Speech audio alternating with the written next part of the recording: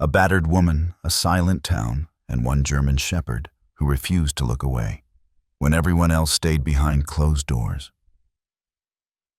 Max leapt through a fence and into her life, turning the course of everything with a single instinctive act. But what happened after that quiet act of defiance stunned even the most jaded hearts. Why did this dog move when no one else would? And what secret did he seem to know all along? The sound came sharp and sudden, like a cracked branch snapping underfoot on a cold winter morning. It echoed across the quiet stretch of Pine Creek's Sycamore Lane, louder than any voice dared to be. A slap, not shouted words or shattered glass, but the flat, raw crack of flesh against flesh, resounding through the still air. Sarah Bennett staggered back against the white wooden railing of her porch, her lips split open, and a thin trail of blood already tracing its way to her chin. Her hair, once neatly tucked behind her ears, fell over her face in wild golden strands, and her hands gripped the railing behind her with the desperation of someone trying not to fall completely apart. Across the street, curtains shifted. One by one, shadows moved behind windows, figures watching, but not opening their doors.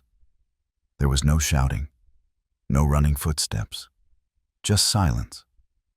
The kind of silence that clings to small towns where privacy is worshipped and pain is politely ignored.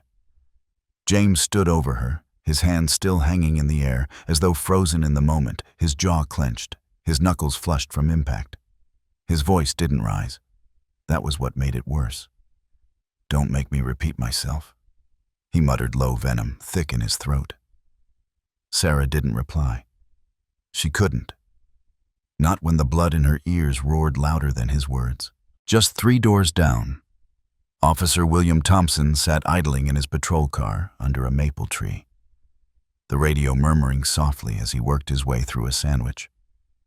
In the back seat, his partner Max, a sturdy black and tan German shepherd, rested quietly, his sharp ears flicking toward the direction of Sycamore Lane.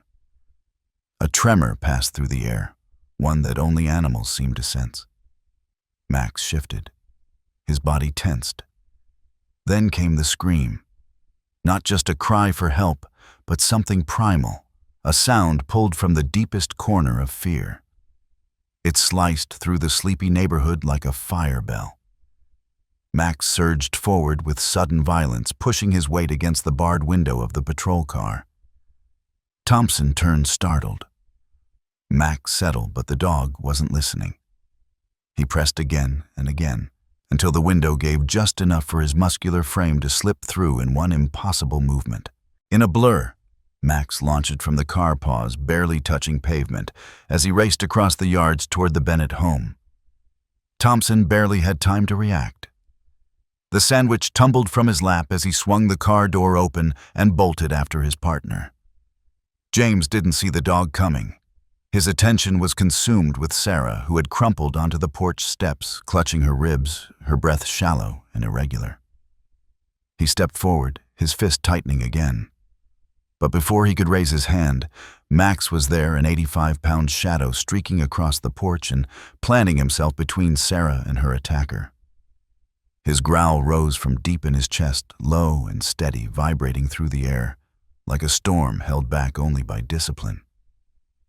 James stumbled back in shock. "What the? Get this damn dog away from me!" Max didn't move. His body was rigid, hackles raised, muscles coiled with trained precision. But his mouth remained just parted, not biting, only warning. He stood his ground like a sentinel carved in flesh and fur. Thompson reached the porch moments later, his breath-labored hand instinctively resting on his holstered sidearm. "Step away from her," he ordered. His voice was calm, measured, but carried the weight of someone who had already sized up the threat. "Now." James's expression twisted from surprise to indignation. "This is my wife," he said, voice rising for the first time. "She's my responsibility." Behind Max, Sarah remained curled against the railing, her eyes wide and blood staining her chin. She couldn't speak yet. The adrenaline and the pain tangled together, leaving her frozen in the moment. But she watched Max, this dog she'd never met, standing guard like he had known her all her life. "You're done here," Mr. Bennett Thompson said, stepping beside his partner. "Step back and keep your hands where I can see them." James looked at the officer, then at Max, calculating. For a moment, something ugly flickered in his eyes, something Sarah knew too well, the way he measured consequences before choosing which version of himself to reveal. But Max didn't flinch. His gaze stayed fixed, unwavering, silent judgment radiating from those amber eyes. Bill James said, voice slipping into an oily drawl, "Come on, you know me. This is just a misunderstanding. My wife, she gets emotional." At that word, Max's growl deepened, cutting through the conversation like a warning drumbeat. Thompson didn't have to say anything. The truth was already in front of them, in the bruises on Sarah's arms, the blood at the corner of her mouth, the way she recoiled at the sound of James's voice. The sun cast long shadows across the porch as neighbors finally opened their doors and stepped outside, their curiosity now stronger than their discomfort. But no one moved forward. They just watched. Sarah blinked slowly, her head resting against the column, her breath beginning to steady as her body registered that for the first time in a very long time, someone or something had intervened. Her vision remained blurry, but the silhouette of Max beside her burned itself into her memory like a shape of safety carved out of the fear. And in that moment, her mind flashed back to a different version of herself, one that had worn bright floral dresses and strung paper butterflies across the walls of her kindergarten classroom. She used to laugh easily. The children adored her. Their drawings filled her desk drawers, each signed with clumsy love.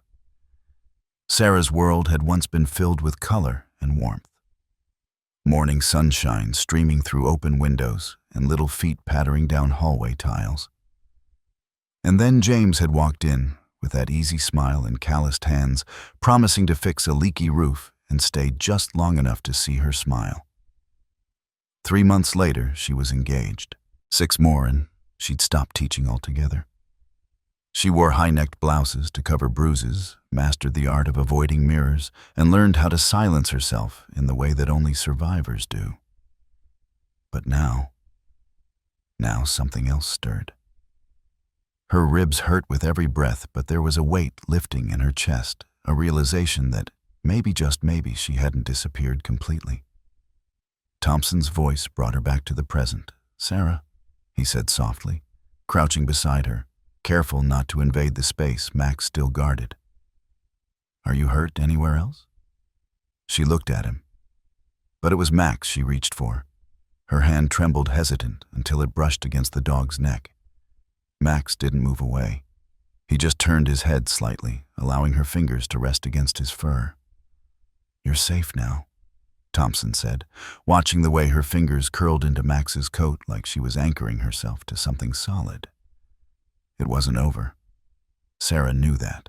James would yell, twist the story, play the part of the misunderstood husband. The town would whisper, dissect, pick sides. But for this one breath on this porch, that had once only known her silence, she had screamed. And someone had come. Max let out a quiet huff through his nose and pressed a little closer to her leg. And as the wind stirred the trees above them and the crowd across the street began to murmur, Sarah closed her eyes and held on to the sound of Max's steady breathing, because something inside her was beginning to shift. Something quiet, but unbreakable. And just beyond the porch, Thompson's radio crackled to life, with a call that would lead to a decision Sarah never imagined she'd make. It arrived on a Tuesday morning, tucked quietly between a folded utility bill and a glossy flyer advertising discounted garden tools from Carson's Hardware. The handwriting on the envelope stopped Sarah in her tracks the moment she opened the mailbox. It was the kind of script that curled slightly at the ends, careful and deliberate always, with a tiny heart over the I. Karen. Her heart thudded once, then again, louder, like it wanted to leap out of her chest. She glanced over her shoulder toward the driveway, the road, the drawn curtains of neighbors' homes, checking for eyes, for shadows for James. Then, with a fluid motion born of survival instinct, she slipped the envelope into the deep pocket of her apron and closed the mailbox like nothing had happened. James wouldn't be home until at least 5. That gave her time. But caution had become her religion. Every movement carefully calculated, every breath measured to avoid suspicion. She swept the porch, watered the 2 hanging ferns he insisted they keep because they looked good from the road. And then finally, when she could no longer bear the weight of curiosity, she slipped into the bathroom, the only room in the house he allowed her to lock, and opened the envelope with fingers that shook from too much hope. Inside, on thick cream-colored stationery, was a handwritten letter, gentle and warm, and filled with everything Sarah had tried to forget she missed. Dearest Sarah, it's been too long since I've heard your voice. Mom's worried sick, and so am I. The guest room here in Raleigh is ready whenever you are. No questions asked. I've enclosed a bus ticket and $300 in cash.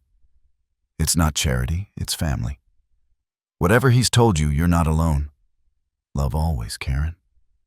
The tears came before she could stop them, silent and burning. She pressed the bus ticket to her chest, feeling the texture of it. The perforated edge, the weight of possibility in a little slip of paper. Her fingers touched the crisp bills folded behind it, and for a brief moment, Sarah imagined a different life. A bus seat by the window, cool glass against her cheek, the highway stretching ahead, and James, his anger, his control shrinking behind her until it disappeared completely. She folded the letter again slowly, reverently, and slid it into the small hiding place beneath the loose floorboard under the sink. A place he had, to her knowledge, never discovered. Her secret hollow. 3 years ago, she'd started keeping small things there. An extra key, a photograph of her and Karen from college, a pair of earrings James had forbidden her to wear. Now it held her exit. That afternoon, she cooked his favorite meal. Pot roast with carrots and potatoes, yeast rolls from scratch, and the apple pie he liked with the crust pinched just so. Her hands moved through the motions automatically, like muscle memory carried by something deeper than will. Her mind, meanwhile, churned. Could she sneak out a bag and leave it with Martha Wilson across the street? Would the old woman even agree to such a thing? Could she slip into James's office and retrieve her birth certificate and ID without him noticing? The logistics tangled like knots in her chest. But the ticket, the possibility, glowed like a small flame behind her eyes. At 5:48 p.m., earlier than usual, the sound of James's truck grumbled up the drive. Sarah glanced at the clock. He was 12 minutes ahead of schedule. That wasn't good. She wiped her hands on her apron, checked her reflection in the microwave door, pinched her cheeks for color, and practiced a smile. The front door slammed hard, rattling the dish towels on their hooks. She turned just in time to see him walk into the kitchen, his boots heavy against the tile. His face twisted in something she couldn't quite name. But it wasn't anger. No anger came later. This expression was colder. A knowing smirk played at the corners of his mouth. And in his hand, crumpled and torn, was the envelope. Planning a little trip, he asked, voice low and deceptively calm. Sarah's stomach dropped. Her mouth opened, but no words came. I don't know what you mean, she managed, but her eyes traitorous. Eyes flicked to the envelope in his grip. Don't lie to me, he said, stepping forward and slapping the envelope onto the counter. Your whore sister thinks she can steal my wife. You've been talking to her behind my back. She wrote to me, Sarah said, backing toward the stove, the heat pressing against her legs. I didn't reach out to her. James advanced slowly, voice steady like a man rehearsing a script. 3 years. I've given you everything, this house security my name, and this is how you repay me. Plotting to abandon our marriage, I wasn't plotting, she whispered. I was going to show you the letter tonight. More lies, he snapped, his eyes flashing. Did you think I wouldn't check the bathroom again? You think I don't know every corner of my house. Her knees weakened. He knew. He'd always known. Maybe he had known everything and let her believe she had secrets just to enjoy the fear that followed. "Dinner's ready," she said quickly, hoping to distract him. "Your favorite, I'm not hungry." His hand shot forward, wrapping around her wrist. His fingers clamped down hard enough to grind bone against bone. "What I want is honesty." "Were you going to leave me next Tuesday?" She tried silence. Silence used to help. It didn't help this time. The slap came fast. Her head snapped sideways, the taste of blood bright in her mouth. He yanked her from the kitchen, dragging her through the dining room. The table set carefully with wedding china became a battlefield. With one sweep of his arm, he sent the plates crashing to the floor. Porcelain shattered around her bare feet. He shoved her into the living room, slamming her against the bookshelf, then threw her into the sofa. "Please," she cried. "Please stop. Let them hear." He shouted, turning toward the window. "Let all the goddamn neighbors know what a faithless wife looks like." Framed photos flew, glass cracked beneath his boots. The smiling faces, engagements, anniversaries, summer picnics lay broken in shards. "Tell me," he said, grabbing her arm again, "was any of it real? Or were you always planning to run?" Sarah could barely breathe. "It was real," she whispered. "Until you started hurting me." His face darkened. "I never hurt you unless you deserved it." Those words he had used so often, did something different this time. They didn't silence her. They lit a fuse. Maybe it was the memory of Karen's letter or the feeling of the bus ticket in her hands. Maybe it was Max, the way he had stood between them on the porch. Something cracked open. "No one deserves this," she said louder than before. He blinked. In that hesitation, she twisted away. She ran. She reached the door, fumbled with the latch, yanked it open. The evening air met her like a slap of reality. She made it to the top step before his hand closed around her hair and pulled hard. She screamed. She screamed with everything in her, not from fear, but from defiance, from the knowledge that this time someone might be listening. Across town, Officer Thompson sat in his cruiser, finishing a report under the glow of the setting sun. Max, as always, rested in the back seat, ears perked. The radio squawked softly with static until a call came through. Unit 14, possible domestic disturbance. 1478 Sycamore Lane. Female screaming. Caller disconnected. Thompson froze. The Bennett house again. He glanced at Max through the rearview mirror. The dog was already up, body tense, whining softly. Thompson started the engine. By the time they turned onto Sycamore Lane, the scream echoed again, raw and loud. Max erupted. This time, Thompson didn't try to stop him. The rear window was open just enough, and Max lunged out before the cruiser came to a full stop. James Bennett never saw him coming. Max launched onto the porch in the space between the raised fist and the broken ribs. He didn't bite. He didn't growl. He simply stood between Sarah and Danger's shoulders, squared head low, eyes locked on the man who had caused so much. Thompson arrived seconds later, weapon drawn, but lowered. "Step away," he said. James's fury collapsed into outrage, then confusion. "Your damn dog attacked me." "No," Thompson said. He protected her. Sarah, still sitting on the porch step, whispered through cracked lips, "He heard me again." And Max, sensing her voice, turned his head just enough to press it gently against her leg. Outside, lights flicked on in neighboring houses, but no one approached. Inside Sarah's heart, something shifted again. Not escape this time, not fear, but a tiny growing ember of power. And somewhere deep in that November dusk, it began to glow. The fluorescent lights in the emergency room glared down like cold judgment, white and unblinking. Sarah sat on the edge of the examination table, her feet dangling a few inches above the linoleum floor, the paper crinkling beneath her with every shift of her weight. The room was quiet, but not calm, filled with the muffled beeping of machines and the distant murmur of nurses down the hallway, with the sterile scent of antiseptic seeping into every breath. She sat still, her hands folded in her lap like a schoolgirl awaiting discipline. Her wrists wrapped in gauze, her lips stitched in 3 precise places, and the bruising on her face just beginning to show the hues of tomorrow's pain. The soft tap of rubber-soled shoes signaled the approach of Dr. Eleanor Winters, a woman in her 50s, with hair drawn back into a bun so tight it gave the impression of perfect control. Her face, however, betrayed something else, kindness, perhaps, but also weariness, like someone who had long grown tired of seeing the same story arrive on a stretcher. She didn't speak right away. Instead, she examined the chart clipped to the clipboard, her eyes scanning the notes that had been scribbled hastily by the intake nurse. She walked to Sarah's side, adjusted the overhead light, and gently tilted Sarah's chin to get a better view of her injuries. "You're going to be sore tomorrow," she said gently, her voice low and free of pity. "Your lip required stitches. There's swelling around the orbital socket here."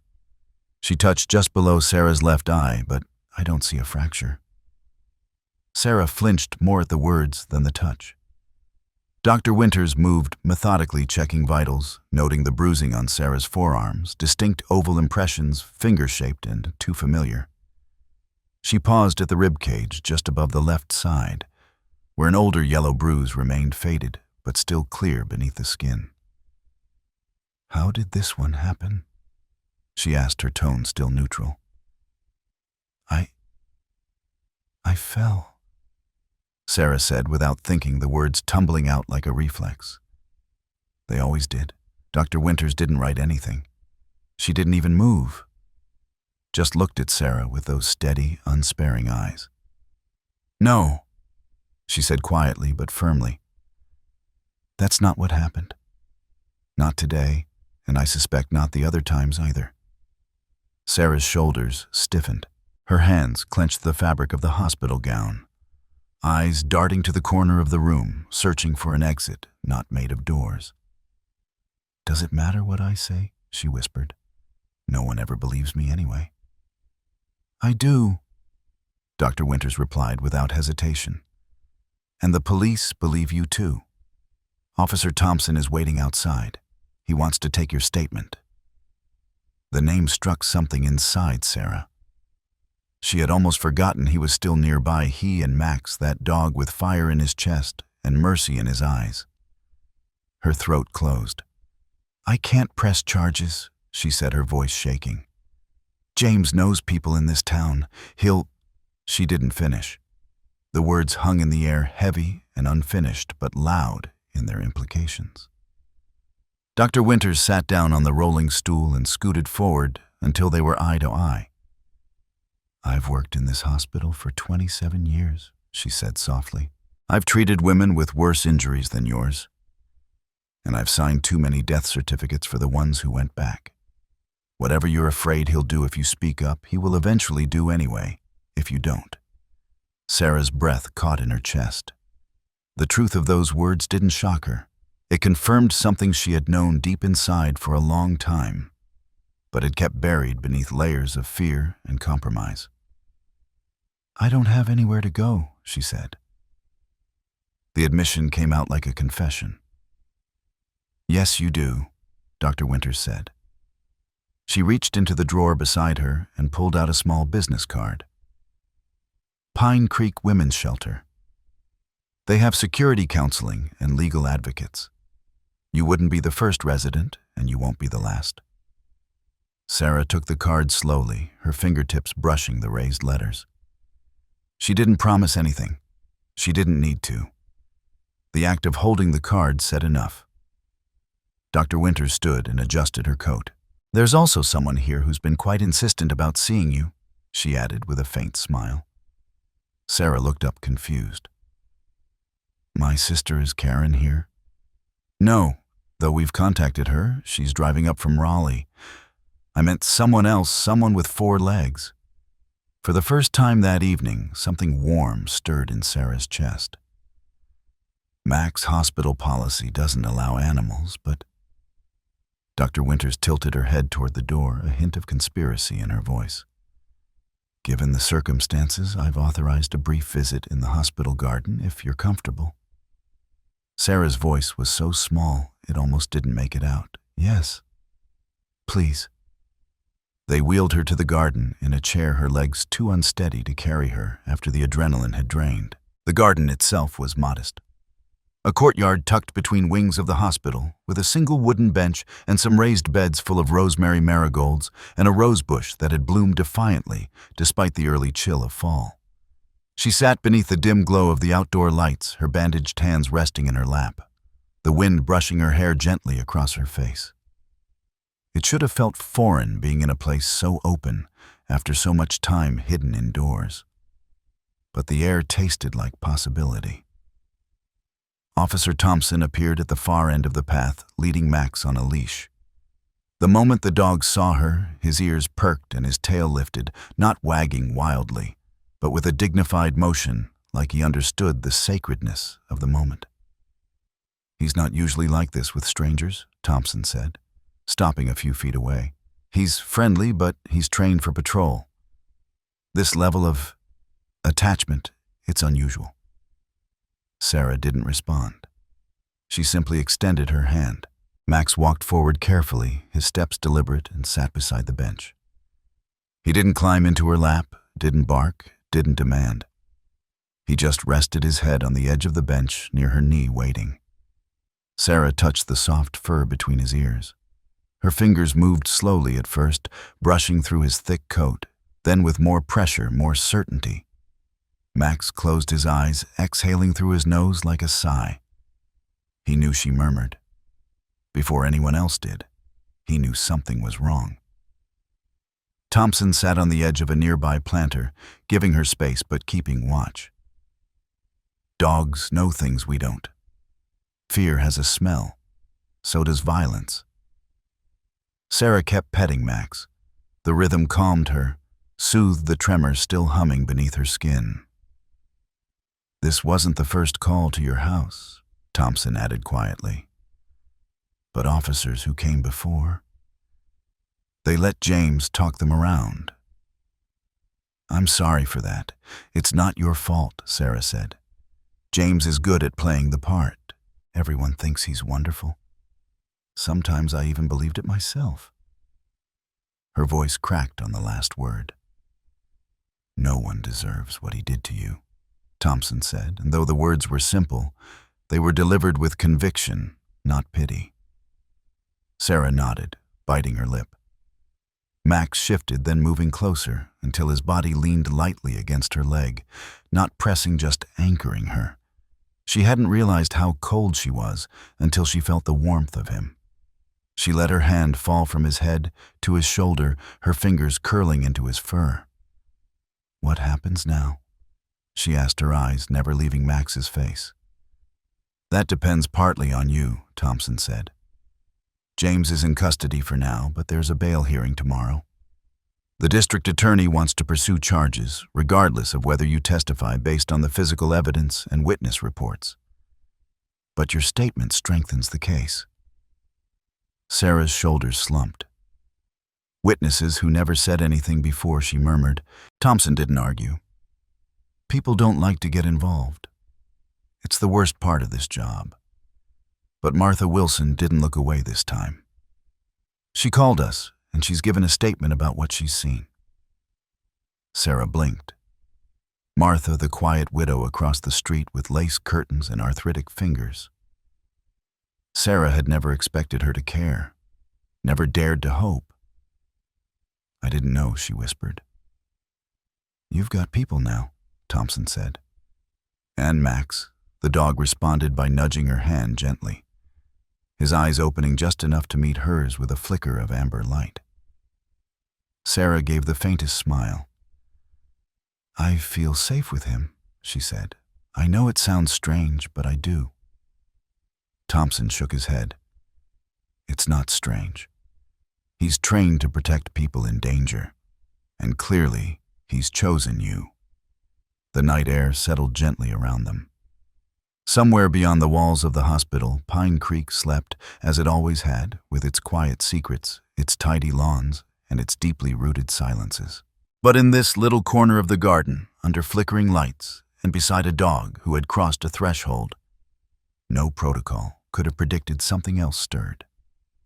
Sarah Bennett, wrapped in bandages and exhaustion, reached out her hand again, resting it over Max's back, and for the first time in 3 years, felt something other than fear in the center of her chest. She felt the beginning of warmth.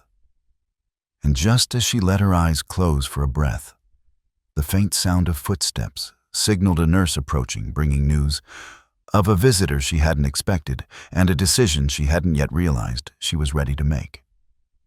The house sat at the edge of town, tucked behind a line of old pine trees and sheltered from the road by a low fence that had grown moss-soft over time. It wasn't large, just 2 bedrooms, 1 bath, and a small kitchen with a window that looked out onto a back garden. But it was quiet, and for Sarah Bennett, it was foreign in a way that didn't feel threatening. It felt like a room with the door unlocked, like breath slowly returning to the lungs after being held too long. Officer Thompson opened the front door and held it with a nod. He didn't say much, and that was the first kindness. There were no gentle platitudes or awkward attempts at comfort, just space given generously and the low sound of Max's nails on hardwood as he padded into the house ahead of them. "This way," Thompson said simply, motioning toward the hallway. "Your room's on the left, bathroom's across." Sarah followed her steps, uncertain. Her grip tightening on the strap of the small overnight bag one of the nurses had helped her pack, nothing more than a change of clothes, a toothbrush, and the shelter card still folded in her back pocket. She glanced around as she moved through the hallway. The walls were bare, except for one framed photograph, a black and white image of a younger Thompson with a woman beside him, her hand resting lightly on his chest, both smiling like they still believed time was endless. The spare bedroom was simple.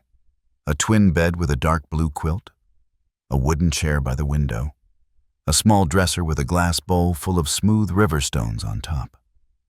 The air smelled faintly of cedar and laundry detergent. It felt clean. "You can lock the door from the inside," Thompson said, pausing in the doorway. "Max usually sleeps in the hallway, but if you want him closer, just call. He listens better than I do." Sarah gave a small nod. "Thank you." He didn't press for more. He just nodded back and disappeared down the hall, the soft squeak of floorboards marking his retreat. Max, however, did not leave. The dog sat just outside her doorway, his posture neither alert nor idle. He simply waited, head tilted slightly, eyes following her with quiet attentiveness. Sarah stood in the center of the room for a long time. The bag slid from her shoulder to the floor. Her fingers brushed the edge of the quilt.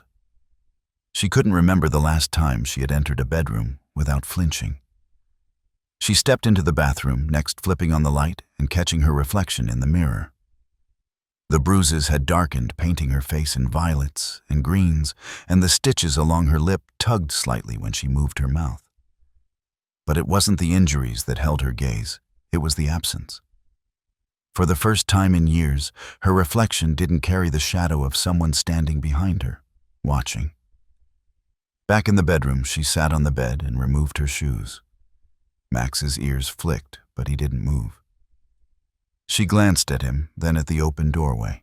"Do you want to come in?" It felt absurd to speak to a dog, but the moment the words left her mouth, Max rose and entered the room. He didn't leap onto the bed or press himself against her legs. He simply lay down near the foot of the mattress, his body angled so that he could see the door and her at the same time. Sarah let out a breath she hadn't realized she was holding. She changed clothes in the corner facing the wall, even though no one else was watching. Then she climbed into bed, the sheets cool against her skin. The house creaked as it settled into night, the sounds unfamiliar, but gentle like old bones stretching after rest. She closed her eyes, and for the first time in 3 years, she didn't dream of screams. Morning came soft and slow, filtered through the thin curtains in pale streaks of gray and gold. Sarah woke with her hand still resting against Max's fur. The dog had moved closer, during the night, perhaps when she had turned in her sleep, perhaps when some shadow of memory had tightened her breath. She didn't remember waking, only that he had been there. Thompson was in the kitchen when she emerged, already dressed in uniform, the scent of coffee hanging in the air. "Help yourself," he said, motioning toward the pot. "Mugs are in the cabinet to your right." Sarah moved like someone navigating water, slow, hesitant, afraid to break the surface. She poured herself half a cup and sat at the small round table tucked beneath the window. Max took his place beside her without command. "I'm heading to the station for a few hours," Thompson said. "You're welcome to stay as long as you need. The key's on the hook by the door if you decide to step out." "You won't be alone here." Max doesn't leave his post easily. Sarah gave a faint smile, the corner of her lip tugging awkwardly against the stitches. "I noticed." Thompson's mouth curved slightly too, then straightened. "The DA wants to talk today. They'll want your statement soon. But it's up to you." She nodded. She wasn't ready to say yes, but she wasn't ready to say no either. After he left, the house settled into a comfortable stillness. Sarah wandered the rooms like a guest in someone else's story. The living room had a few worn books stacked beside the recliner, a folded American flag in a shadow box above the mantel, and a dog bed in the corner, though Max never used it. He followed her room to room, not intrusively, but always within reach. She paused in front of the framed photo again. The woman beside Thompson had warm eyes and a laugh caught mid-motion. There was grief in the way the frame sat slightly tilted, as though it had once been adjusted lovingly and never moved again. Sarah touched the glass. "You must have been someone special," she murmured. Max sat at her feet, silent. Later that afternoon, she curled onto the couch with one of the books and read a few pages before the words blurred. She wasn't sure when she fell asleep again, only that when she woke, Max had his chin resting on her ankle. She reached down and stroked behind his ears. "You're not what I expected," she whispered. He blinked slowly in return, as if to say, "Neither are you." That night after dinner, peanut butter toast and apple slices she found in the fridge, Sarah stepped out onto the porch. The sky had turned the color of cold steel, and the first stars blinked faintly through the branches above. She sat on the top step, the air crisp against her face. Her hands curled around a mug of tea. Max lay beside her, his body pressed close, a warm weight that asked for nothing and gave everything. "I was going to run," she said, her voice barely above the wind. "I had the bus ticket. I had the money. I was going to disappear." Max didn't move. "I thought it was the only way. I didn't think anyone would help or believe me." She swallowed, her fingers tightening around the mug. "But you did," she said softly. "You heard me." A long pause stretched between them. The sound of distant crickets, the hum of Thompson's truck engine fading as he returned from the station. "I don't want to run anymore," she whispered. The words felt fragile, new, but they were real.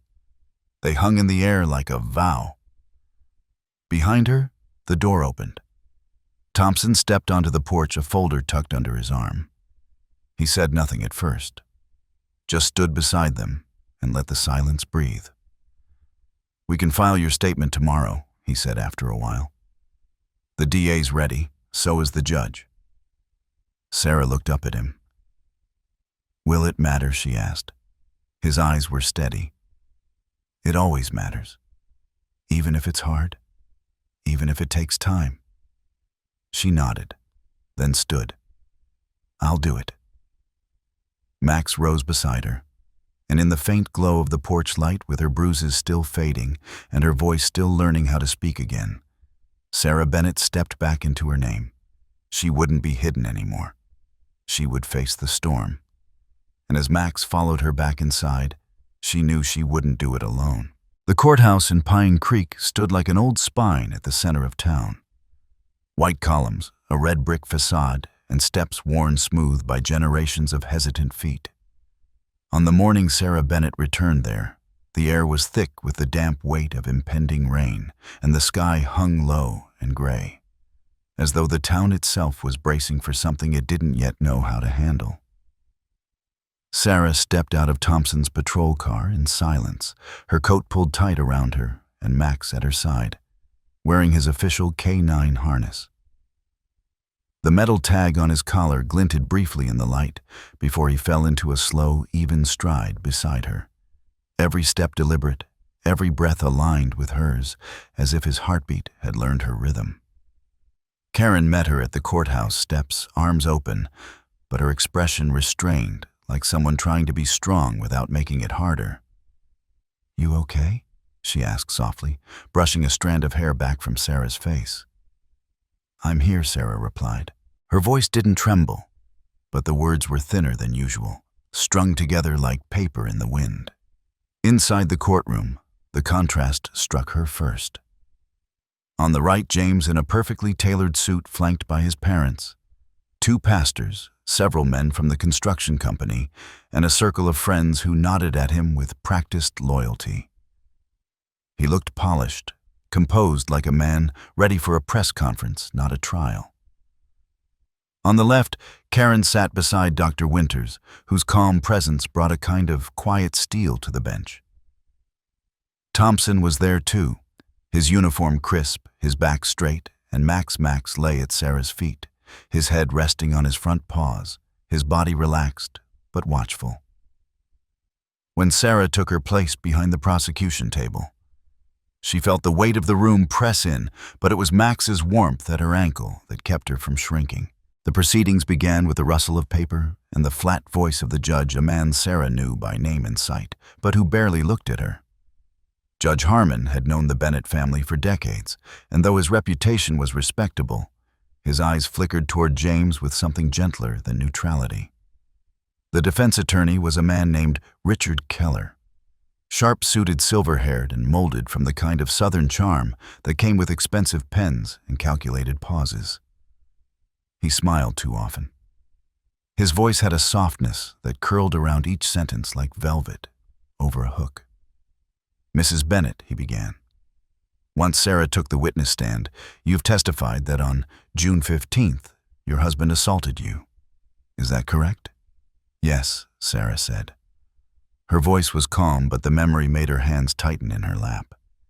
"And yet, this was the first time in 3 years of marriage that you ever reported abuse." "Why now?" Sarah looked at the jury, then down at Max, whose ears twitched at the rise in Keller's tone. "Because I believed no one would help," she said. "Because he told me no one would believe me." Keller smiled thinly. "And you never once mentioned abuse to your doctor, your sister, your friends. I wasn't allowed to speak freely, but you had a phone. You shopped alone. You gardened in the front yard, did you not?" Sarah nodded slowly. "Yes. But every call was monitored, every visit watched. He let me have enough to seem normal, but never enough to be free." Keller paced. "You resigned from your teaching position voluntarily, did you not?" Sarah hesitated. "Yes. But he said if I kept working, I was choosing other people's children over our family. He said a proper wife stays home." The attorney turned to the jury, his voice smooth. "So by your own admission, you agreed to a traditional marriage and only later changed your mind." "Objection," the prosecutor. Elena Vasquez stood. "Mischaracterization of coercion."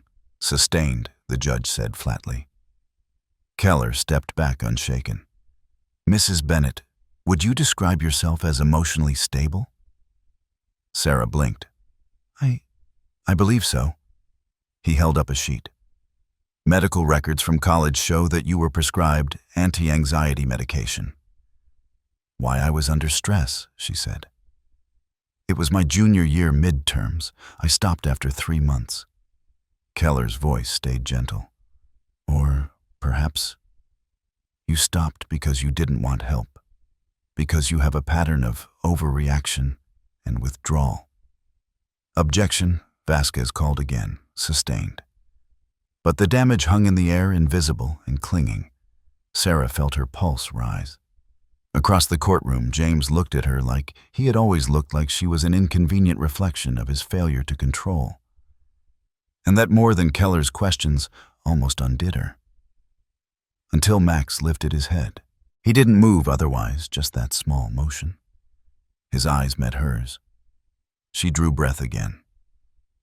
Mrs. Bennett, Keller continued, "Let's talk about the night in question. You say your husband found a letter from your sister and became enraged, that he dragged you through the house, that he hit you. And yet, no neighbors reported hearing any of that until the dogs showed up. Just your screams. Could it be you were upset, emotional, perhaps even hysterical?" Sarah leaned forward, her voice steady. "I screamed because I thought he was going to kill me." "You thought," Keller echoed. "But there were no weapons, no hospitalization. Isn't it true that this was an argument that escalated, not a crime?" "No," she said quietly. "It was a crime the moment he raised his hand." Max stirred again, a faint rumble in his chest. Not a bark, not a threat, but something primal. The entire courtroom paused. Heads turned. Even Judge Harmon glanced down from the bench. "Control your dog," Keller snapped. Thompson spoke calmly from the gallery. "He's responding to stress. He's never reacted like this before." The judge looked at Max for a long moment, then said, "Continue." But something had changed. The jurors shifted in their seats. The atmosphere had thickened, not with tension, but with recognition. Something raw and wordless had entered the room. And it had come not from the lawyers or the judge, but from the German shepherd lying silently at Sarah's feet.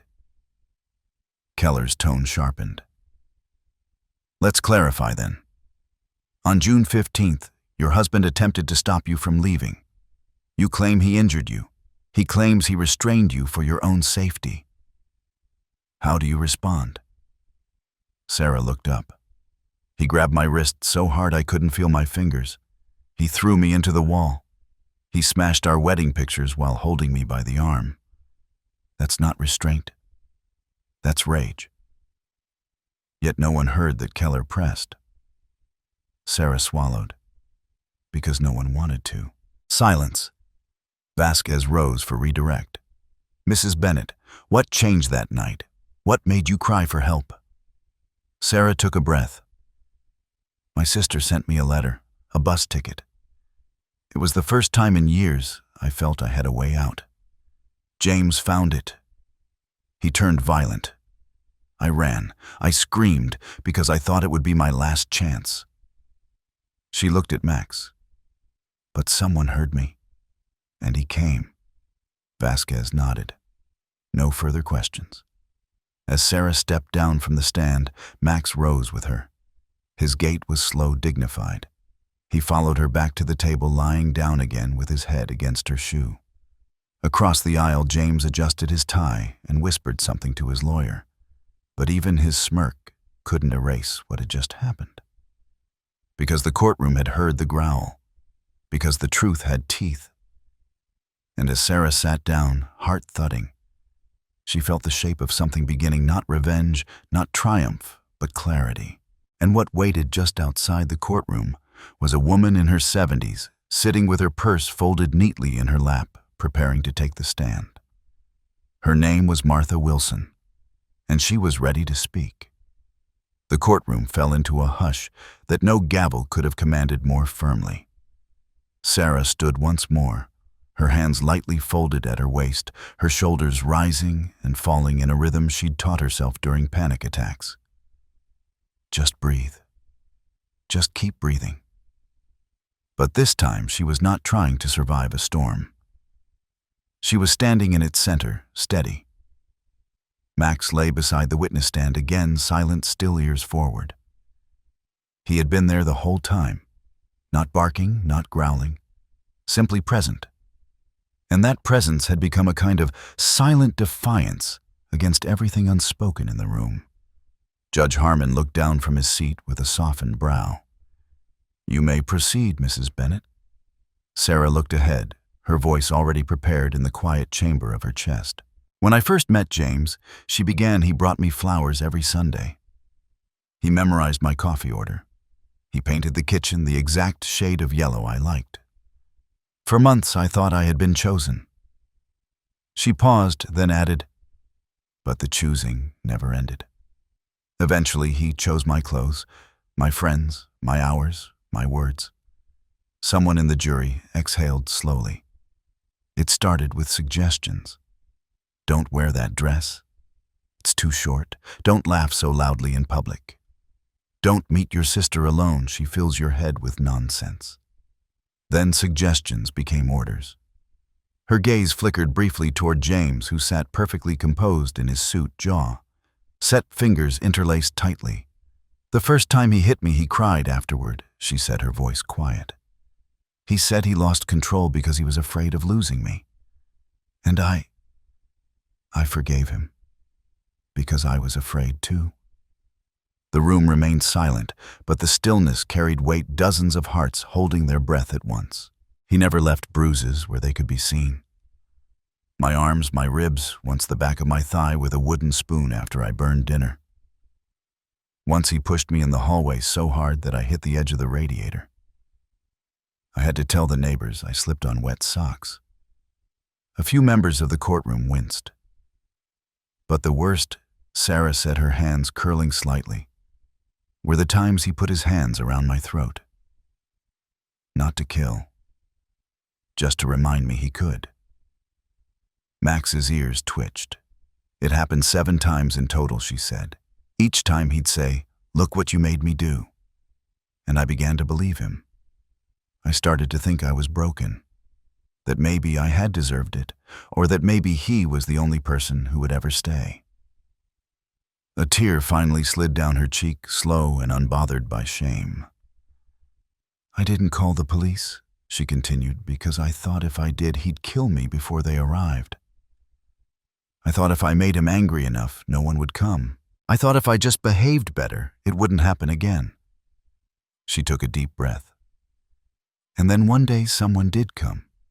He had 4 legs and eyes like amber fire. And he stood in front of me and made James stop. At this, Max rose to his feet slowly, as if on cue. He didn't bark. He simply stepped forward and stood in the center of the courtroom. Tall, still, unapologetic. And for a moment every eye turned not to the judge nor to the defendant, but to the dog. This wasn't a circus trick. This was something ancient, something wordless. The symbol of a line being drawn by instinct, by loyalty, by truth.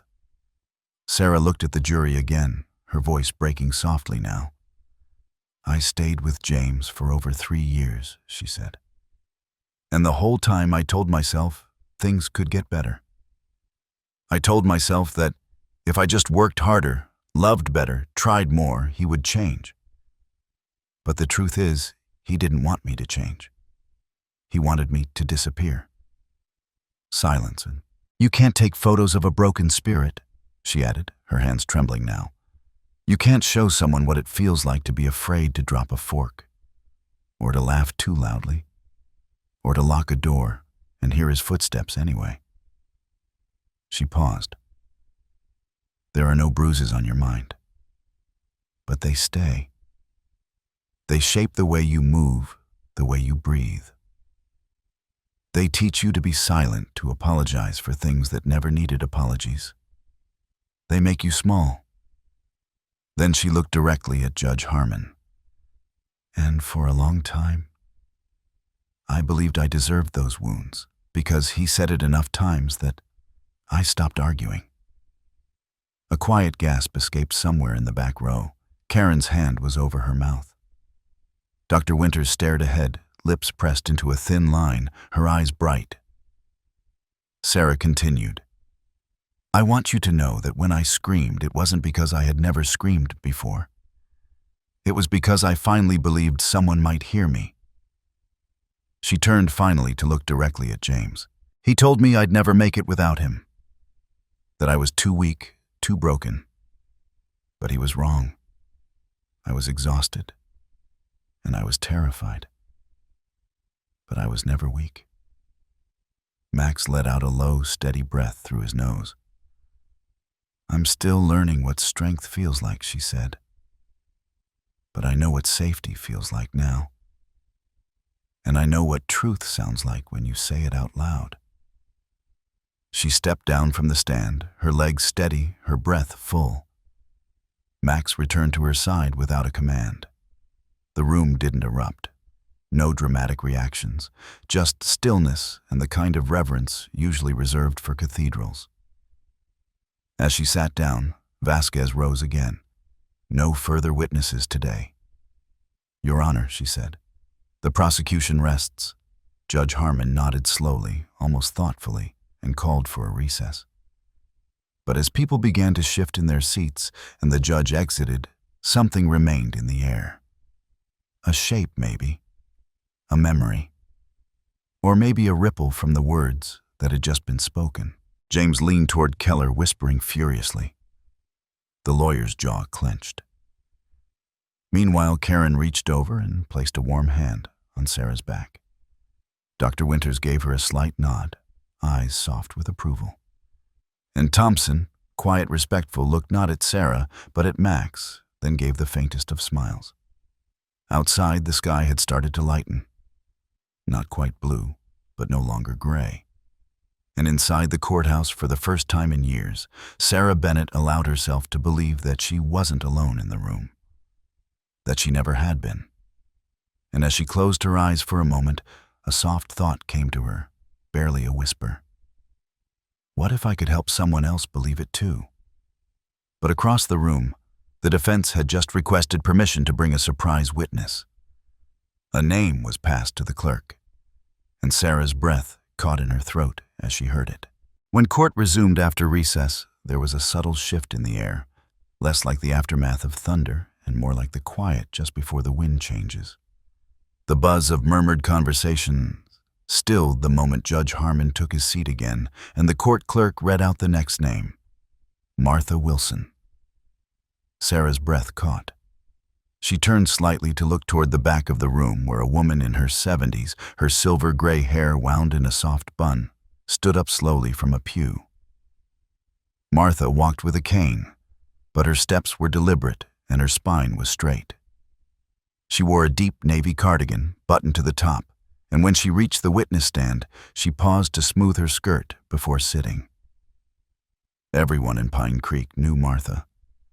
She was the widow of a school principal, the quiet volunteer who handed out hymnals at church, the one who watered her roses every afternoon and waved from behind lace curtains. Always there, always watching. Please state your name for the record, the clerk said. Martha Elaine Wilson, she replied, voice crisp but low. Vasquez stepped forward. Mrs. Wilson, how long have you lived next to the Bennetts? Since 1992, she said without hesitation. We used to share a peach tree along the fence. Did you know Sarah Bennett personally? Martha nodded. We spoke often. I used to leave tomatoes on her porch. She always returned the basket. And were you aware of any domestic disturbances in their home? A silence settled across the room, like a blanket laid too gently. Martha looked down at her hands. Her knuckles were knotted with age, her veins visible beneath paper-thin skin. She took a breath that quivered ever so slightly. I was aware, she said at last. But I said nothing, for a long time. The air in the courtroom shifted again, this time sharper, more focused. I saw James raise his hand to her on more than one occasion, sometimes through my kitchen window, once on the front lawn. I saw her flinch when he came out the front door. I saw bruises on her neck that didn't look like accidents. Did you ever report what you saw? Vasquez asked gently. Martha swallowed. No. Why not? I told myself it wasn't my business. That I must have misunderstood, that it wasn't my place to interfere in a marriage. Her voice faltered, and she lifted her chin. But that was cowardice, not caution. Sarah watched her frozen. Max lay pressed against her feet, ears tilted forward, unmoving. Something changed on June 15th. Vasquez continued. "Can you tell the court what happened that day?" Martha's voice trembled now. "I heard screaming. And not the usual kind, the kind that stops you in your tracks, like something being torn open. I looked out my window and I saw her fall. I saw James standing over her, yelling, waving something in his hand. And then I called 911. A beat passed. I'd never dialed it in my life. But that day I did." Silence returned thick and heavy. Vasquez nodded slowly. "And what made you speak today, after all this time?" Martha turned her eyes towards Sarah. "Because I saw what silence cost her, and what it nearly cost me." She paused. "And because I am not the only one." She looked out at the gallery, her gaze sweeping across faces known for years. "And I thought if I spoke first, maybe someone else would find the courage too." There was no cross-examination. Keller declined. As Martha stepped down, the courtroom didn't move. No coughs, no shifting papers, no murmurs. Just silence, deep and rippling. Then something else happened. From the back of the room, another woman stood. Her name was Judith Heron, the town's librarian, always neat, always precise, always with reading glasses perched at the tip of her nose. She wore a dark gray dress and a silver chain with her library key hanging like a pendant. "I'm not on the witness list," she said to the judge. "But I'd like to speak if it pleases the court." Judge Harmon raised an eyebrow, clearly startled. "This is highly irregular." Vasquez, however, stepped forward. "Your Honor, with the court's permission, we would welcome any testimony relevant to the matter." There was a pause. Then, with the same slow exhale he used before each ruling, Harmon nodded. "Proceed." Judith stepped up to the stand, her voice soft, her eyes behind her glasses unwavering. "I used to see Sarah come into the library on Tuesdays," she said. "Always looking for something? Sometimes cookbooks, sometimes poetry, but never fiction. She once told me she didn't like made-up things because her life already felt too far from reality." Judith looked toward Sarah now. "What I didn't tell her was that when I was 22, I married a man who slapped me across the face the night we got back from our honeymoon because I didn't fold his shirts the way his mother did." A wave of emotion rolled through the room. Sarah's hands trembled in her lap. "I left him after 2 years," Judith continued. "No one helped me. No one even knew. But I never talked about it again. Until today." She glanced back at Martha. "Because maybe she's right. Maybe if we all waited to speak, then no one ever would." She stepped down without a word more. And then, almost like a spell had broken, a third woman stood. Then a fourth. A retired postwoman, a school counselor, a florist. Not all asked to speak, but each had come quietly, silently in support.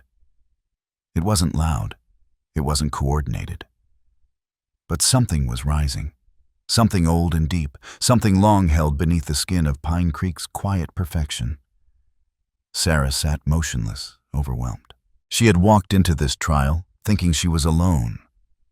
But now each voice became a threads that wove together like a net beneath her, catching her weight, holding her steady. Max stirred slightly, his body pressing against her shin, as though he too could sense the shift in the room. Judge Harmon, visibly moved, but clearly uncertain, called for an early adjournment. Court will reconvene tomorrow morning at 9 sharp. As people began to file out, Sarah remained seated, stunned. She didn't speak until Karen touched her shoulder gently. "They stood up for you," her sister whispered, eyes wet. "They stood up for us," Sarah said softly. Thompson appeared at her side. "Let's get you home." But even as they walked back to the car, Max close at her side, the sky now streaked with fading gold. Sarah carried something new inside her. Not victory, not closure, a spark. A quiet sense that something had begun. And back in the courthouse, on a crumpled sheet of paper left behind on the floor, was a name. Someone had scribbled it hastily, then folded it away in fear. But they had dropped it, and that name was someone Sarah recognized. The courtroom was still unnervingly so. The air hung heavy with the kind of silence only reached when even breath seems too loud, too disruptive. Sarah sat between Karen and Thompson, fingers digging into her palms, barely noticing how tightly Max pressed against her legs. All eyes were fixed on the door behind which the jury had vanished hours ago. Now it opened. 12 faces entered expressionless masks, carrying the weight of unseen conversations. Not one met her eyes. Not one showed certainty. Judge Harmon straightened in his chair. Has the jury reached a unanimous verdict? The forewoman, a middle-aged woman with carefully pinned hair and eyes dulled by fatigue, cleared her throat. We have not, Your Honor. A pause. And is there any reasonable expectation that further deliberation would yield a unanimous decision? She shook her head. No, Your Honor. We are hopelessly deadlocked. The words settled like ash. Sarah couldn't speak, couldn't even blink. Her ears rang a high-pitched whine of disbelief rushing in. Judge Harmon closed his folder with a quiet snap and turned to address the room. In the absence of a unanimous verdict, I am compelled to declare this case a mistrial. No gasps, no cries, just a numb, collective stillness. The words had landed, but no one knew where to go from there. The judge looked toward the defense table. Mr. Keller, Mr. Bennett, you are released under current bond and order. He turned to Sarah's side. Ms. Bennett, the no-contact order remains in place until further notice. James stood. He didn't smile, didn't smirk.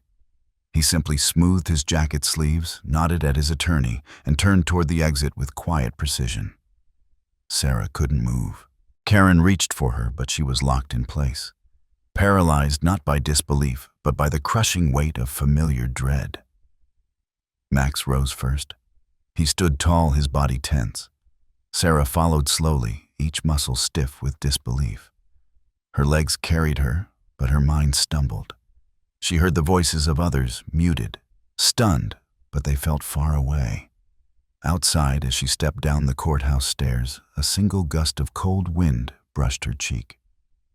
She didn't cry.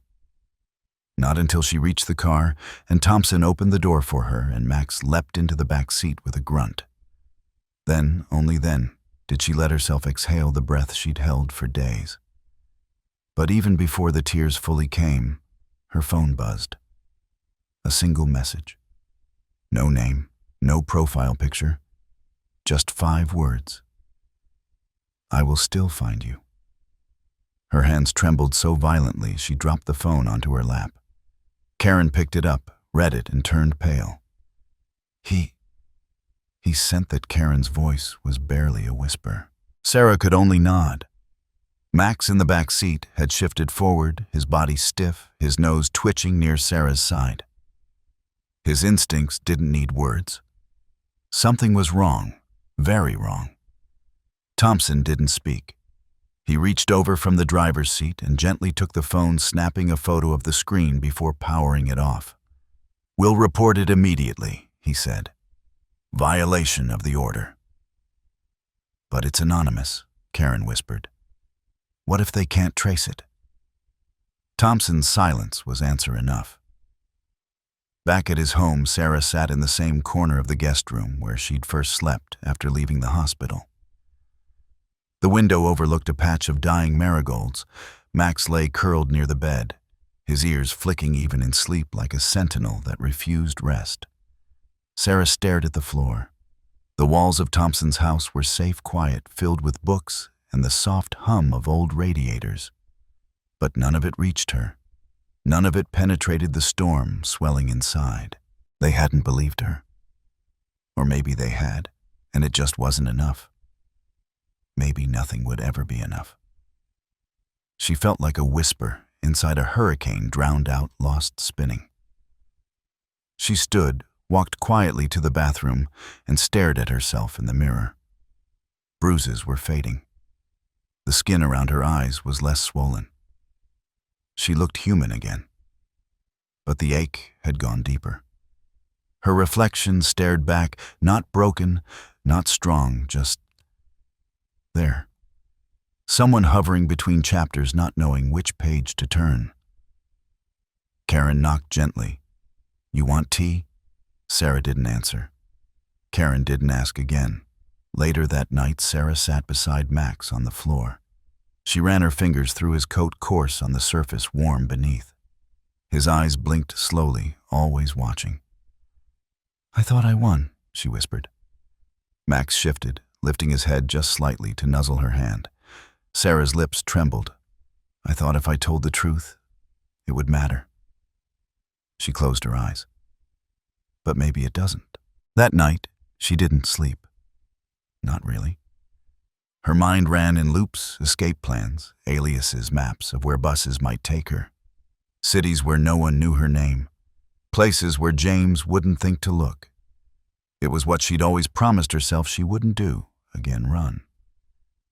But the text had shattered something. Not just her sense of safety, but her sense of self. In the early hours, with dawn barely touching the horizon, Sarah stood at the window. She watched a single leaf drift from the tree in Thompson's yard, slow spiraling, inevitable. The thought came quietly like an echo, "I can disappear.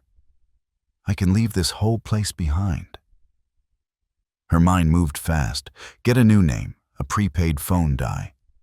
Her hair take the money her sister had offered again. It wouldn't be hard. Disappear.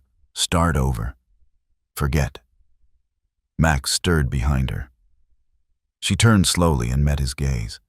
The dog watched her with the kind of stillness that didn't ask for answers, only presence, only truth. Sarah walked back to him, knelt down and placed both hands on his face. "You found me," she whispered. "But can you find me again if I vanish?" Max didn't move, but in his eyes she saw the mirror of her own fear. She sat on the floor until morning, the idea of flight pressing like a stone on her chest. And somewhere in her mind, James's voice still echoed, "I will still find you." But it wasn't the words that haunted her. It was the certainty behind them. And outside, in the early quiet of Pine Creek, a shadow passed under the street lamp, one that paused a little too long in front of Thompson's house before continuing into the dark. The message came on a Tuesday. The sky was gray, smeared with pale light, and the wind carried a quiet chill that made the world feel thinner, as though even the air had been holding its breath since the trial. Sarah was folding clothes in Thompson's spare room, carefully smoothing out a cotton blouse, when her phone vibrated on the windowsill. It was a text. Short, familiar. "Meet me where it started. Just us. One chance." She read it twice. Then again. There was no name, but there didn't need to be. She knew exactly where it started. The old gazebo by the lake tucked into the back corner of Willow Creek Park, shaded by overgrown dogwoods. The place where James had knelt before her on a spring evening, a ring trembling in his fingers, a bottle of cheap champagne hidden behind his back. The place she had once thought of as sacred. Now the word chance felt like an iron hook dragging her back into something she didn't know how to name. She stared at the phone for a long time, heart thudding against her ribs. She didn't tell Thompson. Didn't call Karen. Didn't even tell Max, who had been following her every move these past days, with quiet watchfulness, as though sensing her edges had become fragile again. Instead, Sarah pulled on a thick coat and a knitted hat, slipped the phone into her pocket, and walked out the door. The wind cut sharper near the lake, and her boots sank into soft leaves still damp from yesterday's rain.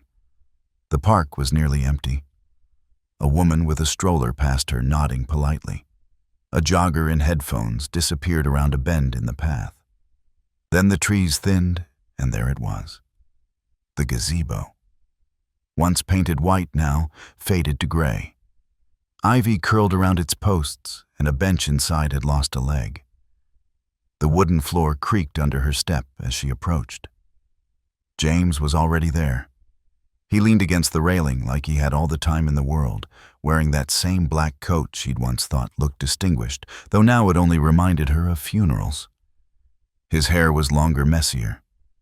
But his eyes, those calculating, controlled eyes, hadn't changed at all. "I knew you'd come," he said softly. Sarah didn't answer. He gestured toward the bench. "Sit with me, no." He tilted his head, still calm. "You look tired. Not sleeping well?" She remained standing, arms wrapped around herself. "I didn't come for small talk," she said, her voice low. "I just wanted to see you," he replied, spreading his hands. "To explain." "You never really let me explain."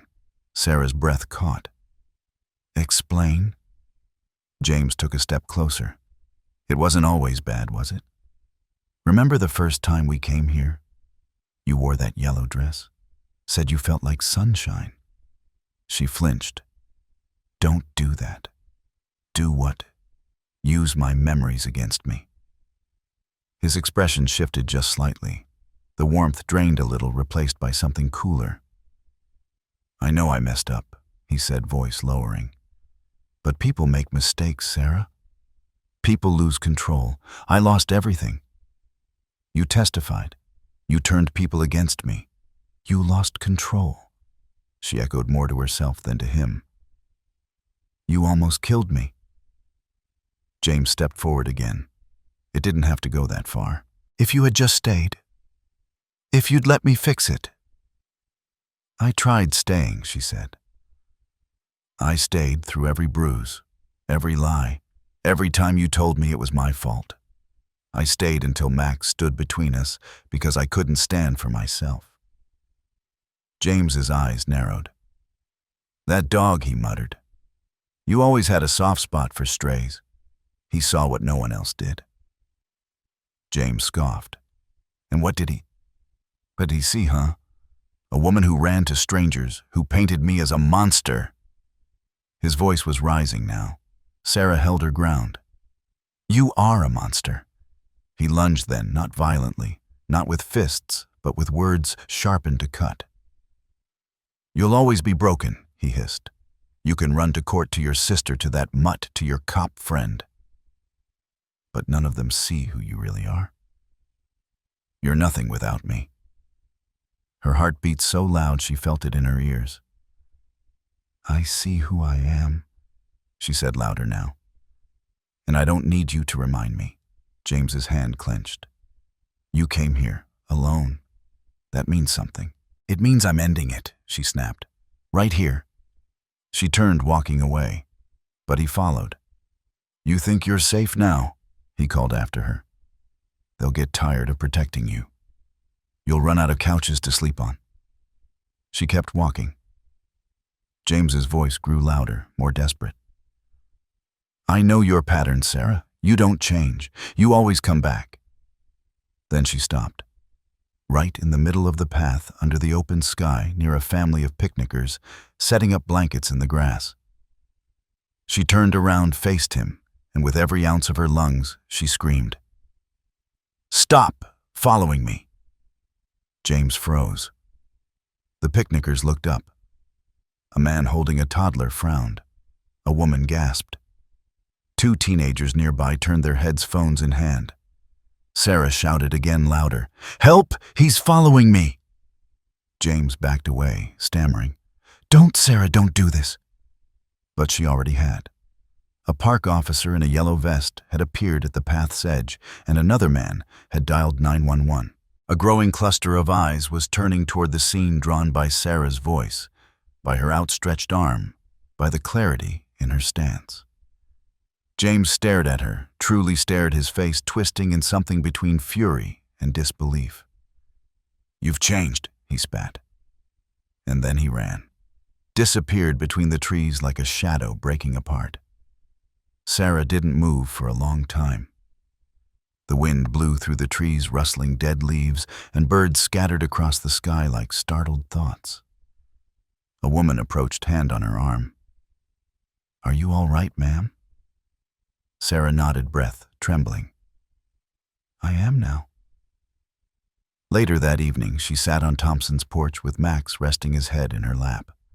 She stroked the soft fur behind his ears, feeling the tremors in her chest settle slow. Thompson brought her tea, sat across from her in silence. "I didn't wait," she said after a while. "What do you mean, I didn't wait for someone to save me?" "I saved myself today." Max looked up at her, then gently placed his paw on her knee. She smiled, small and full of quiet power. And though the night was falling fast, and the world beyond the porch still held its dangers, Sarah felt something she hadn't felt in a long time. Steady. And just beyond the fence down the street toward town, a cruiser slowed to a stop. Another officer stepping out, papers in hand, looking for Sarah. Something had changed. And this time, she was ready. The rain had begun just as Sarah passed the old wooden sign that marked the edge of Rose Hill Cemetery. It wasn't heavy, just a fine mist, soft as breath, cold as memory. The kind of rain that never quite soaks you but somehow manages to settle into your bones. Sarah's coat clung to her arms and her hair began to frizz beneath the hood. But she didn't stop. She couldn't. Her steps were uneven, quick at first, then slowing as she reached the gentle slope where the headstones began.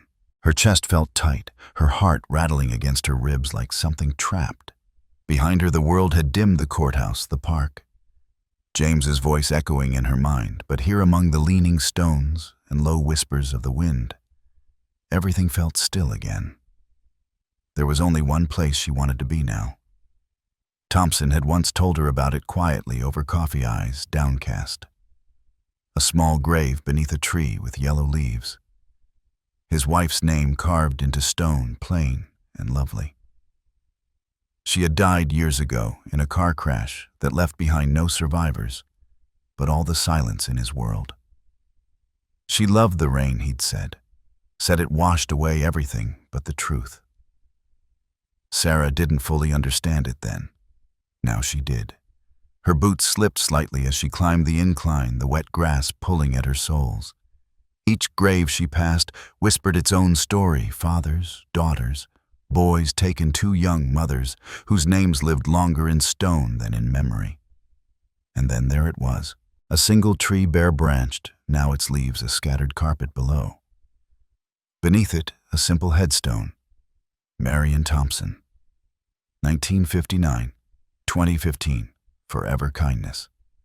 Sarah stood there for a long moment, eyes locked on the words, her breath catching in her throat. Then the sobs came.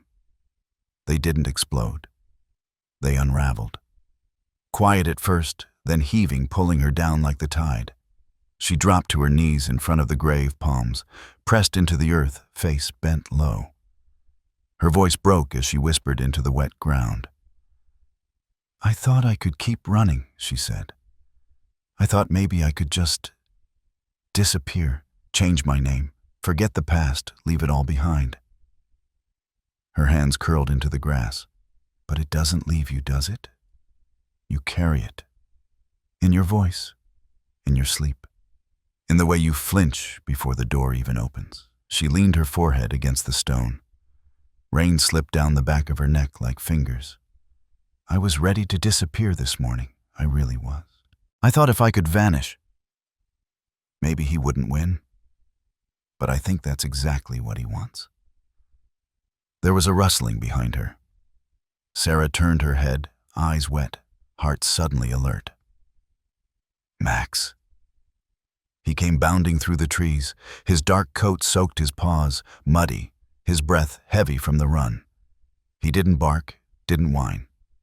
Just trotted straight to her and pressed himself firmly against her side as if to say, "You are not alone." Sarah let out a laugh that was part sob, part gratitude. "You found me again," she whispered. Max nudged her arm, then sat beside her chest, puffed out ears alert, guarding her like a soldier made of fur and instinct. A few minutes later, footsteps approached. She didn't need to look. Thompson stood at a respectful distance, his coat dripping, his hat tucked under one arm. "You weren't at home," he said softly. "And Max wasn't either." "I figured." Sarah nodded without looking up. "I needed to be somewhere honest." Thompson walked closer, stopping just behind the bench near Marion's grave. "She used to sit here for hours," he said, talking to no one, or maybe to everyone she'd lost. "I never asked." "She sounds strong," Sarah murmured. "She was." He paused. "A lot like you." Sarah turned slightly. "I'm not strong, I'm tired of being afraid." He looked down at Max, who met his gaze with steady eyes. "Sometimes that's where strength starts." They stood in silence for a while.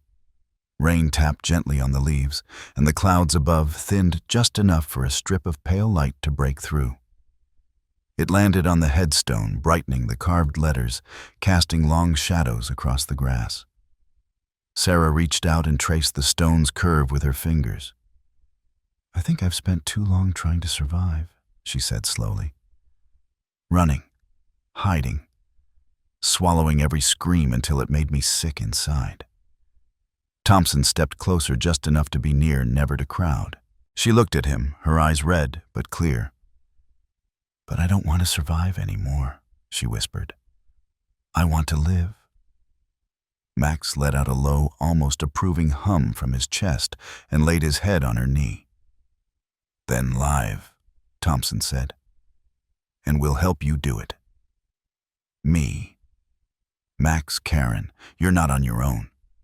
The words settled deep like warm soil taking seed. Sarah stood slowly, wiping rain and tears from her cheeks. For the first time, she didn't feel hollow. She felt full of fear, yes, but also of something more enduring. A quiet resolve like the roots beneath her feet. She looked down at Max and smiled. "You're soaked?" He blinked at her, unimpressed. She bent to hug him tightly. "You always find me." Thompson waited until she let go. "You ready to head back?" Sarah looked one last time at Marion's grave. Then she nodded. "Yes, I think I am." As they walked down the hill together, Sarah reached for Max's leash. But he didn't need it. He stayed close, matching her pace step for steady step. Back at the car, Thompson opened the passenger door. As she climbed in, Sarah glanced over her shoulder. The rain had stopped. The sky above was slowly lightening, pulling open at the seams. And though the world was still uncertain, still sharp in places, she had taken one step out of fear, and towards something that looked like life. The morning sun filtered gently through the stained glass windows of the Pine Creek Community Hall, painting slanted ribbons of color across the floor. The wooden chairs usually stacked in the corners were now arranged in a circle in the center of the room.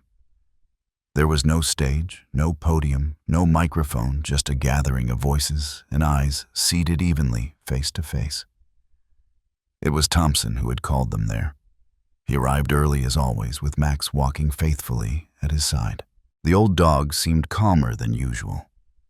Yet every glance swept the corners of the hall, as if checking for shadows that might creep in when no one was looking. Sarah came with him quietly, clutching a thermos of tea with both hands. She didn't speak right away. Instead, she sat on a folding chair near the far window, where she could see the trees just beginning to bloom with early spring. One by one they arrived. Dr. Winters came in first, his sleeves already rolled up despite the Sunday air. Martha Wilson followed, her knitted shawl pulled tight around her shoulders, face set with purpose. Judith, the town librarian, walked in with a notepad under her arm. The Reverend from the Pine Creek Chapel took a seat beside her, nodding solemnly. And finally, the mayor, Arthur Beckett, entered. Last, his expression grave, his tie slightly askew as though he hadn't had time to fix it properly. Thompson waited until the last chair was filled. "Thank you all for coming," he began, his voice steady, measured.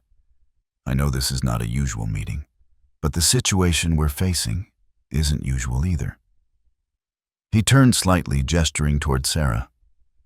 She didn't flinch, but her fingers tightened around her thermos. Max sat at her feet, quiet and unmoving, like a guardian carved from stone. "I didn't ask to speak today," Sarah began softly. "And I don't expect anyone here to fix what's already happened. But I need you to know what I've seen, what I've lived with, and what I still fear."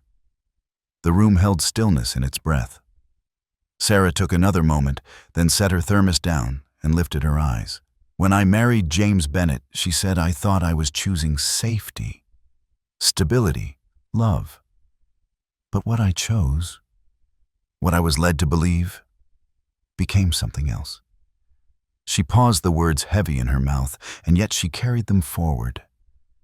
"For years I lived with someone who made me doubt my own worth, who said things that tore me down, then told me it was love, who raised his hands and then claimed I made him do it. I covered bruises, both the ones on my skin and the ones on my voice. I told myself it wasn't as bad as I thought, that it was normal, that I was the one who needed to change." Max let out a low sigh beside her. And even when it became obvious to others, she continued, her voice growing firmer. Nothing changed. People saw. People turned away. Not because they were cruel, but because they didn't know what to do. Because it's easier to hope something fixes itself than to look at the thing head on. Martha looked down at her lap. Judith's hand curled around the corner of her notepad. Sarah straightened. "But here I am, alive. Not because I was brave, but because one night a dog jumped through a patrol car window and stood between me and a man I once thought I loved. Because Thompson showed up. Because someone finally didn't wait." Thompson glanced at Max, who blinked slowly, tail brushing once against Sarah's boot. For a moment, no one spoke. Then Mayor Beckett leaned forward in his chair, clearing his throat. "There's something I should share," he said, voice quiet. "Something I should have shared sooner." All eyes turned toward him. "I've known James Bennett since high school," Beckett said. "We played ball together. I campaigned beside his father. He's been a figure in this town for a long time. And yes, I've protected that image in ways I'm not proud of." Sarah watched him, wary, yet unblinking. "But 10 years ago, the mayor continued, a complaint was filed. A woman, different town, different name, said James assaulted her during an argument. It was dismissed as a misunderstanding. There were no charges. But the file exists. I buried it. Because I believed it was a one-time thing. Because I told myself people make mistakes." His voice faltered. I was wrong. The weight of his admission settled over the group like fog. Sarah felt her lungs expand for the first time in minutes. A tension long held and deeply rooted began to lift. Not because the pain was gone, but because someone in power had finally chosen to name it. Judith raised her hand gently. "I'd like to say something," she said. I was in an abusive relationship once. It was a long time ago. Before I moved here. I've never told anyone. But hearing Sarah speak, I realized I've been keeping that pain locked away. And by staying silent, I let someone like James live comfortably. That's not something I want to do anymore." The Reverend nodded. "I've counseled women who've sat across from me with bruises and apologies," he said. "I always prayed for them. But prayer without action is just a whisper. We owe more than that." Martha's voice was quieter than the rest, but it came with clarity. "I used to think I was doing Sarah a favor by staying out of it. I told myself it wasn't my place. But it was. I watched from behind a curtain while she was being broken. I will never forgive myself for that silence." There was no anger in the room. Only the beginning of something else. Thompson stood again. We have a choice: to be a town that keeps things quiet, or one that speaks loudly for those who cannot. I called this meeting because I believe Pine Creek is ready to choose. Mayor Beckett nodded. We'll reopen James's history, pull every report including the sealed file. I can organize outreach from the library Judith offered. Safe spaces, reading groups, discussions on abuse and recovery. I'll speak to my congregation, the Reverend said. Truth belongs in every sermon. I'll speak to the medical board, Dr. Winters added. We need better systems in place for reporting and support. Sarah sat in the middle of it all, stunned. Not because change was loud, but because it had arrived in quiet sentences, in the soft determination of people choosing to stand. Thompson looked at her. Anything you want to add? She stood slowly. Max rose with her. I don't want anyone else to go through what I did, she said. And if sharing my story helps even one person speak, then maybe this pain will have a purpose. She reached down and stroked Max's head. Maybe that's how healing starts, not just for people like me, but for towns like this. As the meeting ended, chairs scraping gently against the wood floor, the sun had risen high enough to brighten the entire room. Outside, Sarah stepped into the light, and though the past still trailed behind her, it no longer led the way. The wind in Pine Creek that morning carried a crispness that made the window panes gently hum. A pot of coffee gurgled quietly in Thompson's kitchen, the scent curling through the rooms like a warm reassurance. Sarah sat at the small round table by the window, wrapped in a cardigan that still smelled faintly of lavender. Her hands cupped around a steaming mug.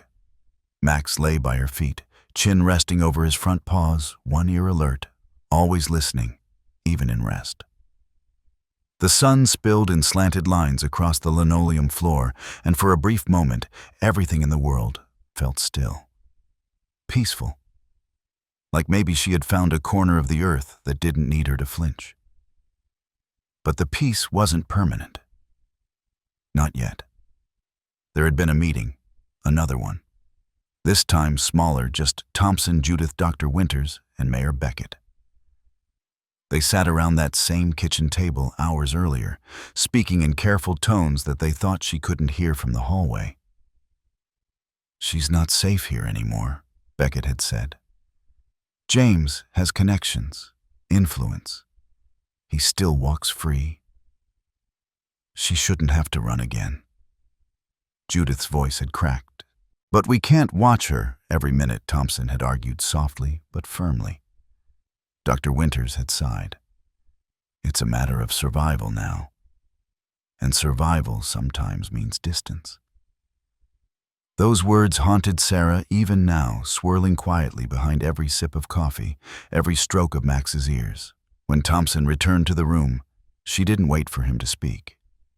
She turned to face him, eyes clear, voice calm. I'm not leaving. He blinked. Sarah. No, she said firmer now. I've run enough. I've left too many places, packed up pieces of myself into suitcases that never got fully unpacked. I'm done living like a fugitive when I've done nothing wrong. Max raised his head slightly as if sensing the steel beneath her words. I know what the mayor said, Sarah continued. And I know what the risks are, but this is my home too.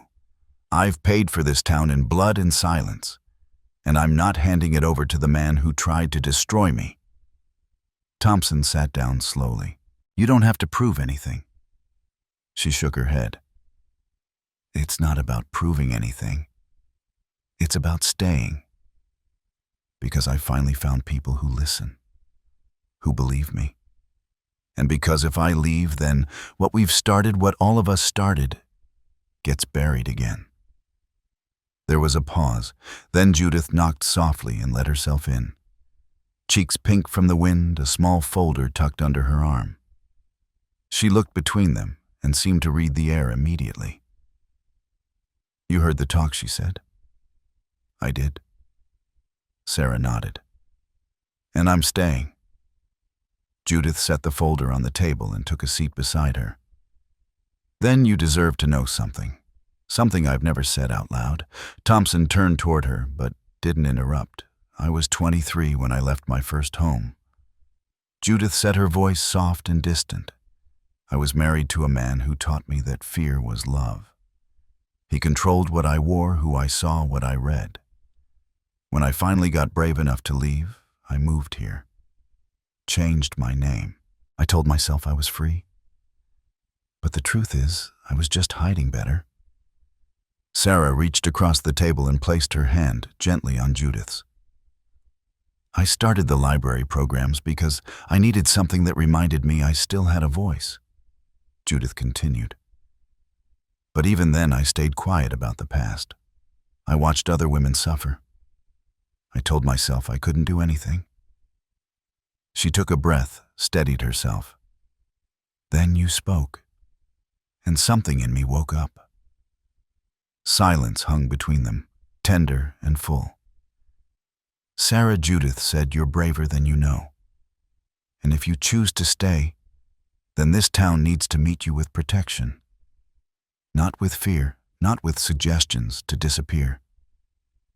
Thompson folded his arms across his chest. So what do we do? Judith opened the folder and pulled out a list. We start organizing. Real organizing. We can build a community network, safe houses, escorts, whistle systems, even town meetings where victims can speak anonymously. I've already contacted a few people outside of town. Advocates, legal advisors. We can train volunteers, give people tools, make it harder for people like James to operate in the shadows. Sarah looked down at Max, who thumped his tail softly. All of this, she whispered, feels bigger than me. It is, Judith said, and that's exactly why you shouldn't run. The front door opened again, and Dr. Winters walked in holding a paper bag with lunch and a folder of his own. I've filed a formal review with the state board regarding James's prior complaint, he announced. And I've asked for Pine Creek Medical to audit how we document domestic violence injuries. Too many things get missed. Thompson raised an eyebrow. And Beckett? He's with the sheriff, Winters said. They're revisiting witness protection policies for small towns. Apparently we've never needed one before. A quiet chuckle slipped through the room. It was the first laugh Sarah had heard in days, and it didn't feel wrong. Judith stood and walked to the window looking out over the main street of Pine Creek. People like James rely on silence, she said, arms crossed. They rely on shame. On the idea that victims will disappear before truth becomes too visible. She turned around, fire now fully lit in her eyes. So let's be visible. Later that day, word spread faster than Sarah could imagine. Martha invited Sarah to speak at a small women's gathering in the church basement. Judith coordinated flyers that read, "Your story matters. Safe spaces for all." Thompson drafted a letter of community commitment that would go into the town record. Even the mayor arranged a public listening session. No speeches, no politics, just stories. It wasn't a revolution in the traditional sense, no picket signs, no protests. But Sarah could feel it. It was a revolution in kindness, in pain, in dismantling the idea that survival required silence. She still carried fear. Every buzz from her phone still made her heart jump. She slept with a lock on her bedroom door, and Max curled against her side like a quiet sentinel. But fear was no longer the loudest voice in the room. The loudest voice was her own.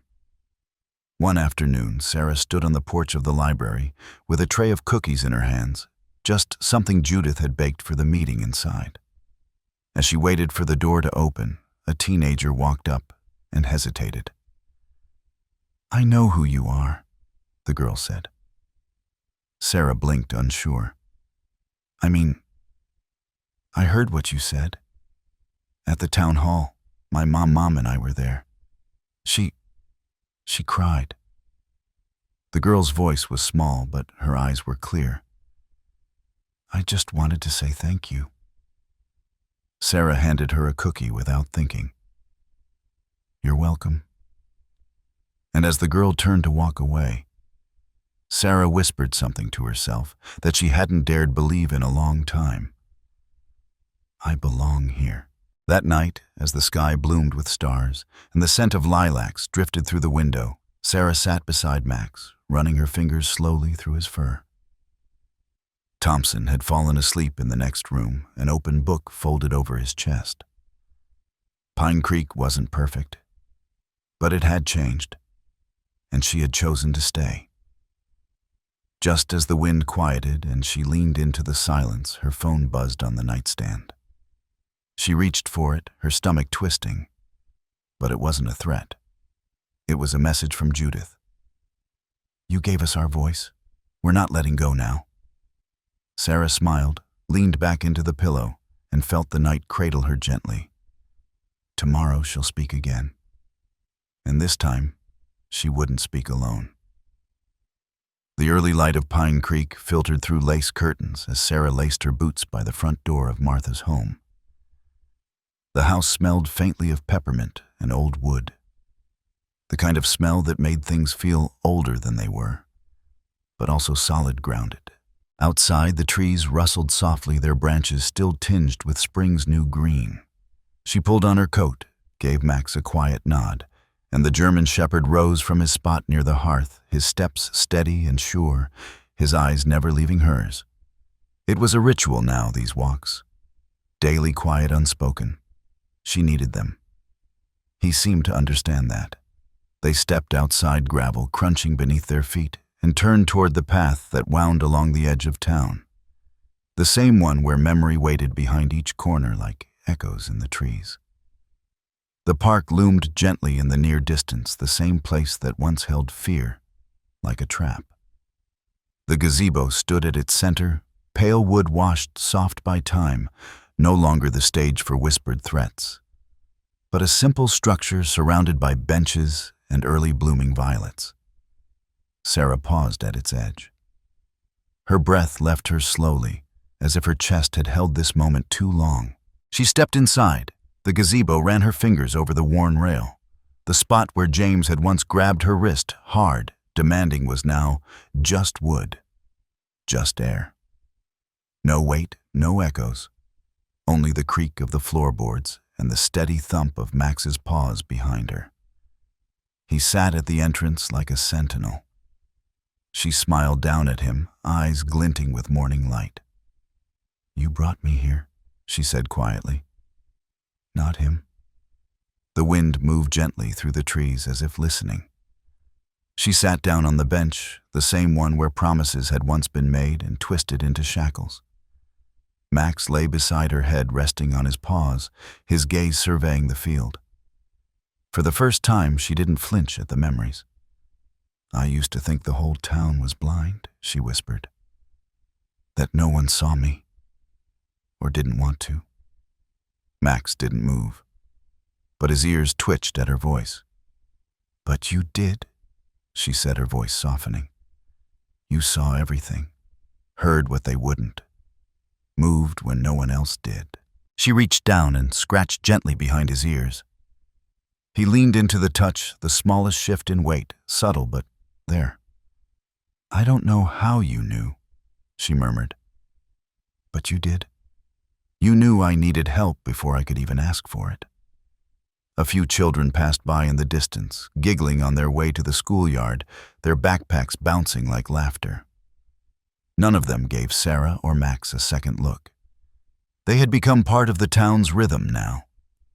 She let the sounds drift into her mind, normal, safe, beautifully boring sounds. A new trial was set to begin. After the first case had ended, without resolution, something had changed.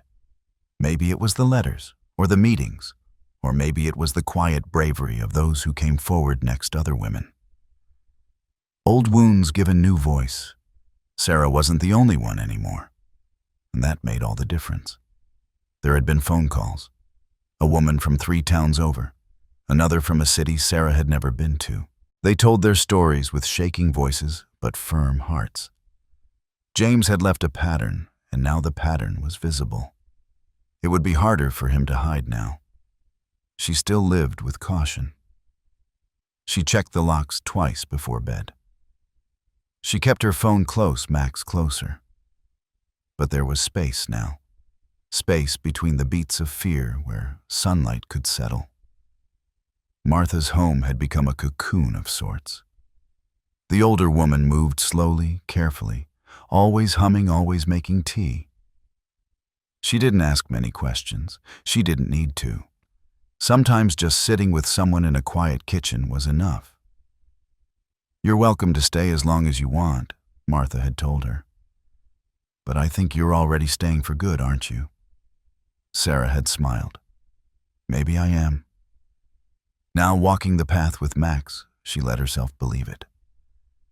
They left the gazebo and wandered further into the park, past the pond where dragonflies danced over water like floating threads, past the old swing set that creaked slightly even without wind.